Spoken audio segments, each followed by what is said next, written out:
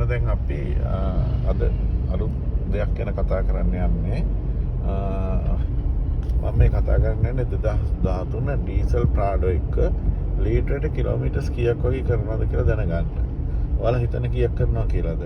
ඇත්තටම සිටි ලිමිට් එකේ මට මේක සමහර අවස්ථාවල 4.5 ලීටරයට කිලෝමීටර්ස් 4.5 5.5 අතර වගේ තමයි පෙන්වන්නේ.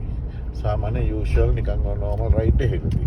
ඉතින් මම අද ඔයාලට පෙන්වන්න යන්නේ මගේ පොඩක් ටිකක් දුර ට්‍රැවල් එකක්.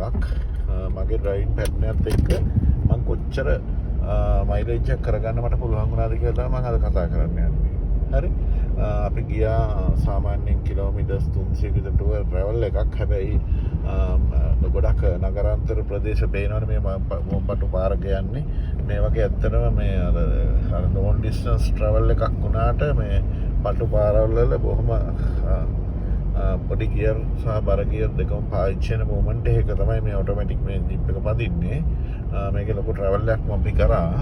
ඒකෙදී මම බැලුවා මේ බොහොම ස්මූත් රනින් එකකදී AC දාලා ඒක කරගෙන සමහර අවස්ථාවල ඩුවල් AC පාවිච්චි වුණා.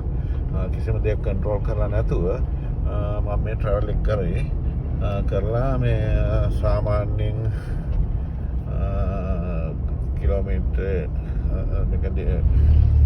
මයිලේජ් එක සාමාන්‍යයෙන් 60ට වගේ තියාගෙන ගියේ වැඩිපුර. ඒ ට්‍රැවල් එකේදී මට කරාගන්න හම්බෙච්ච මයිලේජ් එක බලන්න මම ලීටරයට 11.2ක් කරලා තියෙනවා මේක.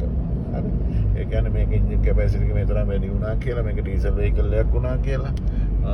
ගොඩක් අයගේ මතයක් තියෙනවා 6යි 7යි 8යි කරන්න කියලා. ඒ වුණාට නෑ, මේක ඇත්තටම බලන්න මේ තරම් 11.2ක මයිලේජ් එකට යන්න පුළුවන්. ඒ කියන්නේ මේකත් හොඳ වාහනයක්. ඇත්තටම සාක්කුවට ලොකු කරදරයක් නෑ. ඇත්තටම හොඳයි. අපි ඉස්සරහට කතා කරමු මේ කොහොමද මේ තරම් ස්මූත් ට්‍රැවල් එකක් කරන්න කියලා. අපි නැවත බ්ලොග් එකකදී හම්බ වෙමු. හරි.